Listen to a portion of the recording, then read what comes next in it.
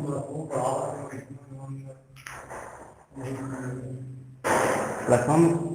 Personal contact रखना मन कर बदला जाएगा थोड़ा सा गणित पढ़ा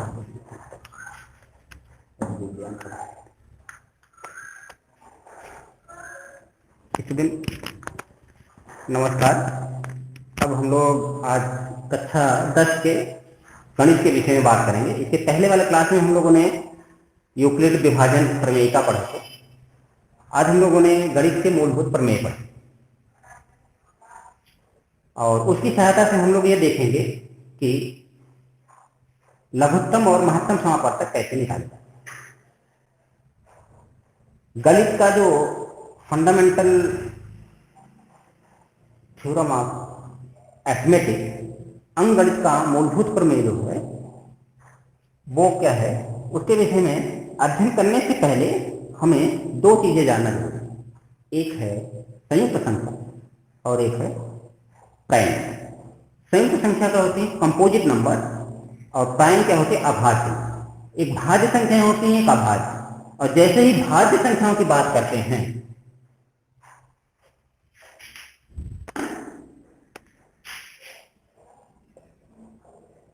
और एक है अभाज्य।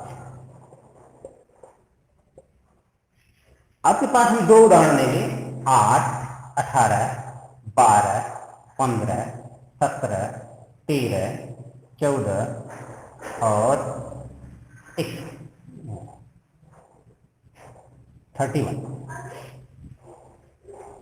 इन इधर 4 संख्याएं लिखी हुई, इधर 3 संख्याएं। इन दोनों संख्याओं में आपको कुछ बेसिक अंतर है।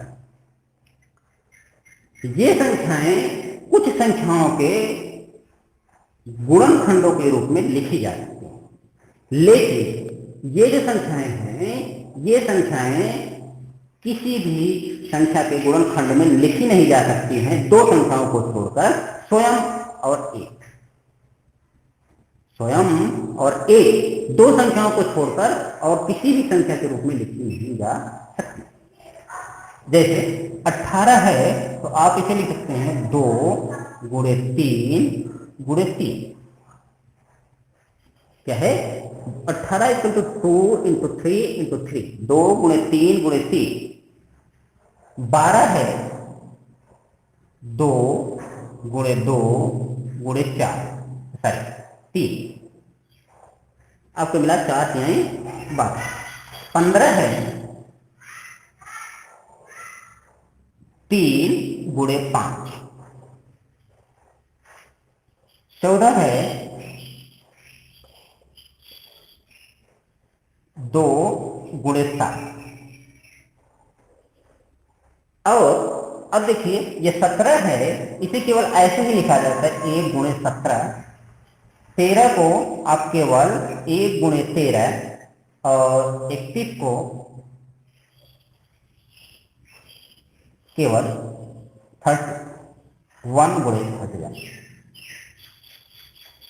इस तरह लिखा जाता है। अब इसको हम एक और फॉर्म में लिखना चाह रहे हैं। देखिए इधर इसे लिखा जा सकता है 6 गुणे 3। इसे भी लिखा जा सकता है 4 गुणे 3। ये तो ऐसे लिखा जा सकता है, इसमें और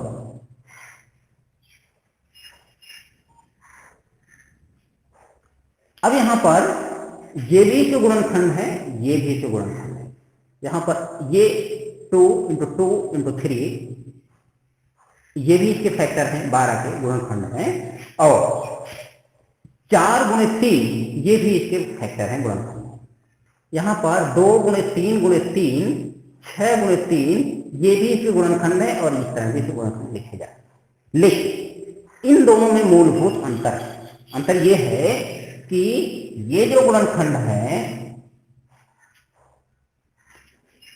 ये प्राइम फैक्टर है, इसके प्राइम फैक्टर हैं, मतलब टाइम गुणनखंड है या अभाज्य गुणनखंड है। और ये क्या है? भाज्य गुणनखंड। क्या है? भाज्य गुणनखंड। और ये हैं अभाज्य गुणनखंड। तो एक तरफ भाज्य गुणनखंड है और एक तरफ अभाज्य गुणनखंड। हमें इनकी जरूरत इसलिए पड़ी कि अभी जो हम लोग प्रमेय पढ़ेंगे उसमें अभाज्य गुणनखंडों के विषय में ही बात की जाएगी और उन्हीं के लिए वो प्रमेय सच होगा। तो इसलिए हमें भाज्य और अभाज्य गुणनखंडों के विषय में जानकारी होनी चाहिए। तो अभाज्य गुणनखंड क्या है? जो ऐसे इसके खंड या ऐसे गुणनखंड जो अभाज्य है, जो किसी संख्याओं से विभाजित न हो सके, उसके फैक्टर वो संख्या नहीं। जैसे 18 है तो 18 के जो भी गुणनखंड है, यार गुणनखंड है 2 3 3, तो 2 भी यहाँ पर अभाज्य है, 3 भी अभाज्य है और ये 3 अभाज्य। तो ये इसके अभाज्य गुणनखंड हुए। जबकि 6 गुणे 3 ये भी इसका गुणनखंड है, लेकिन यहाँ पर 6 भाज्य संख्या है और 3 अभाज्य है, तो ये अभाज्य गुणनखंड नहीं है। इसी तरह 12 में भी 2 गुणे 2 गुणे 3 ये अभाज्य गुणनखंड है, जबकि ये अभाज्य गुणनखंड नहीं है। और 15 के लिए ये तो अभाज्य गुणनखंड है, ये भी अभाज्य है। और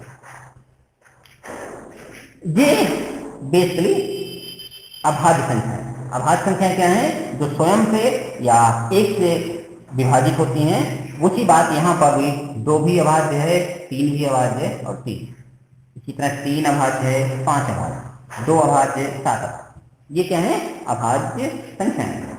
तो अगर किसी भी संख्या का गुणनखंड आप निकाल रहे हैं और वो गुणनखंड अभाज्य संख्याओं के रूप में है, तो उस संख्या का अभाज्य गुणनखंड कहते। अब हम लोग बात करते हैं प्रमेय।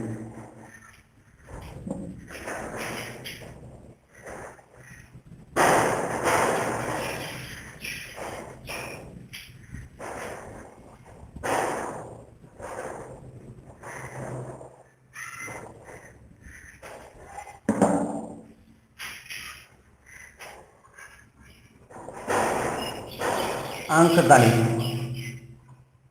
का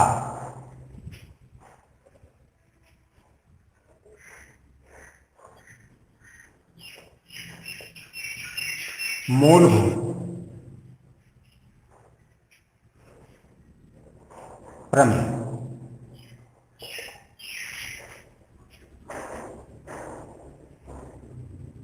इसमें क्या है? किसी दी गई संख्या का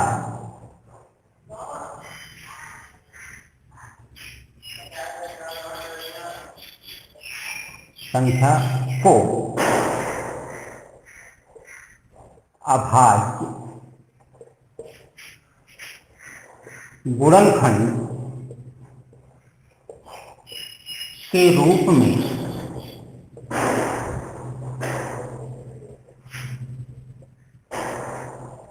लिखा जा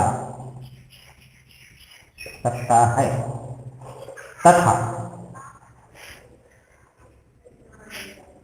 बिना क्रम के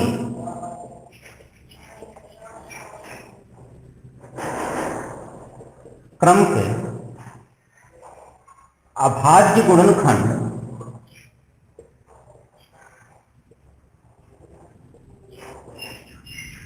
अद्वितीय होता है।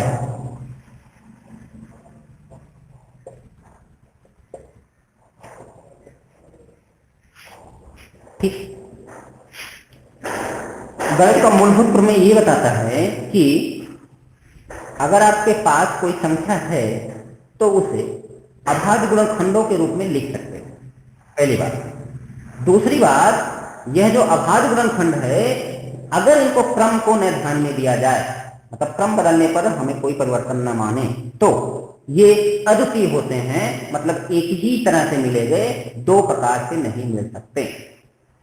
तब अगर कोई भी संख्या दी हुई है तो उसे अभाज्य गुणनखंडों के रूप में लिखा जा सकता है और वो अद्वितीय होते हैं, यूनिक होते हैं। उन्हें 2 तरह से आपको ये अभाज्य गुणनखंड नहीं मिलेंगे, केवल क्रम को अगर न ध्यान में दिया जाए तो। अगर क्रम को इधर उधर कर देंगे तो मतलब कहने की कि जो उसके फैक्टर हैं, अगर वो अभाज्य हैं तो एक बार आप गुणनखंड कर देने पर जो भी आपको मिल रहा है उसके सिवा दूसरी बार कितनी भी बार आप अभाज्य गुणनखंड करेंगे तो वही फैक्टर आपको मिलेंगे।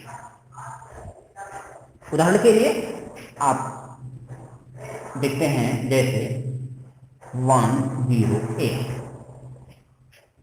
इसे क्या लिख सकते हैं, इसका हम लोग फैक्टराइज करें 1082, कंसिडर 200, 2 दूना 4, 2 7 14, 3 9 3 इसका 9। अब आपके पास इसके फैक्टर क्या हुए, इसके फैक्टर हुए हैं 2 गुणे 2 गुणे 3 गुणे 3 गुणे 3। ठीक, अब 108 के ये क्या है, सभी प्राइम है, 2 2 2 प्राइम होता है, 3 होता है, तो ये क्या है, प्राइम फैक्टर है, अभाज्य गुणनखंड है।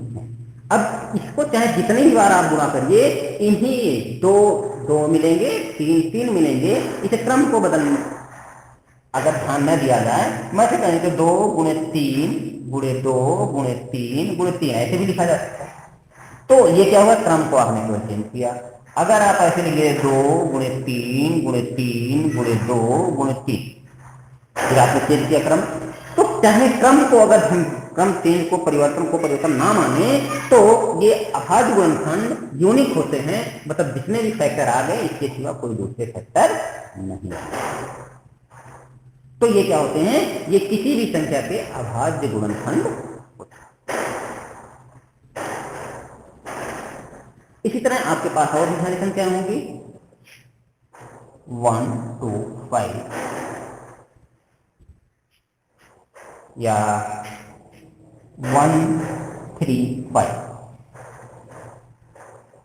इसे कितने होंगे,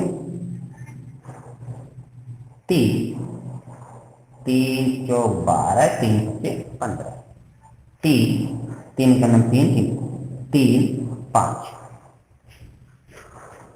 1 3 5, ये क्या हो जाएगा, 3 इंटू 3 इंटू 3 इंटू 5, क्या है, ये अभाज्य गुणनखंड। अब इसको चाहे जितने भी तरीके से अगर आप गुणनखंड करेंगे, तो इनके अगर अभाज्य गुणनखंड निकालेंगे तो यही आएगा 3 बार 3 और 5, इसके सिवा और कोई भी फैक्टर इसमें नहीं आएगा।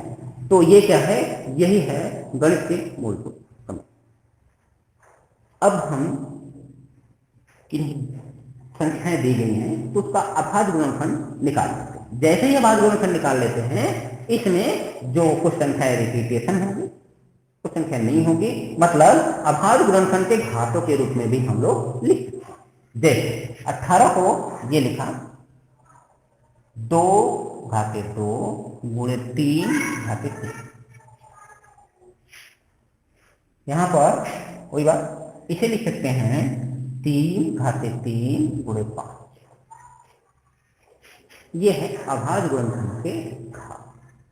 अब इसकी सहायता से, अभाज्य गुणनखंड की सहायता से किसी संख्या का अभाज्य गुणनखंड करके हम लोग लघुत्तम समापवर्तक और महत्तम समापवर्तक निकाल सकते हैं। जैसे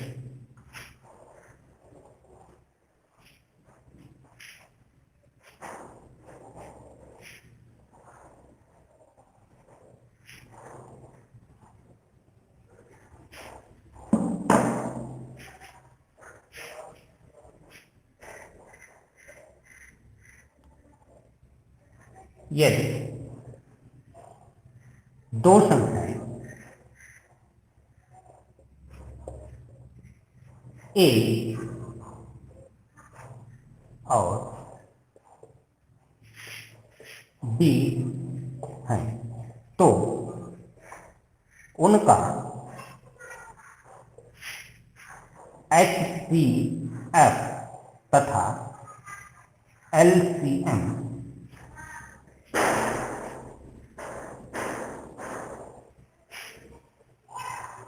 उन संख्याओं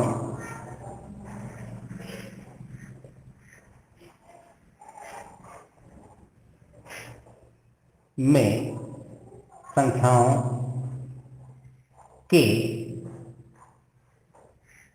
अभाज्य गुणनखंड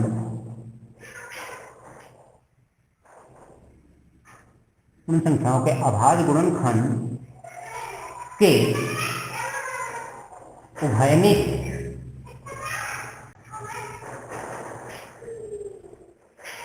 अभाज्य गुणनखंडों के गुणनफल तथा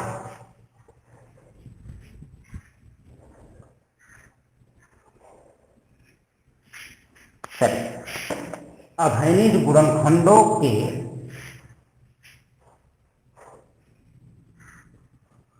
निम्न घात के गुणनफल तथा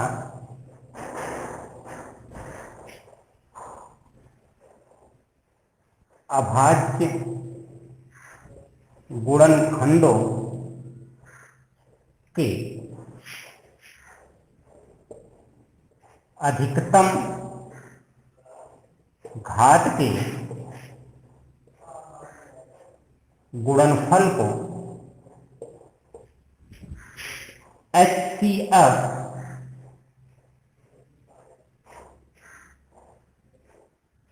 या LCM कहते हैं या प्राप्त।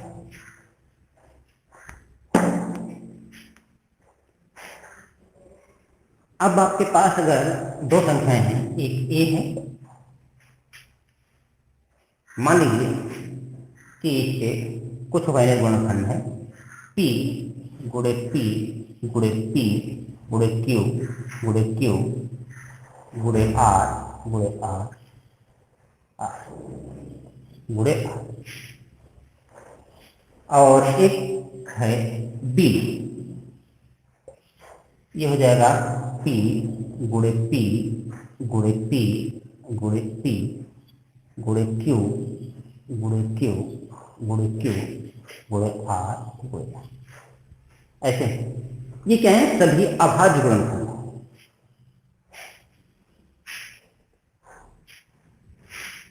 यहां P Q R संख्या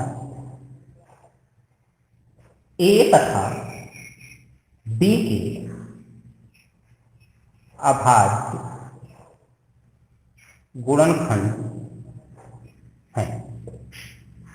इसे लिख सकते हैं पी क्यू गुणे क्यू स्क्वायर गुणे R पावर 4।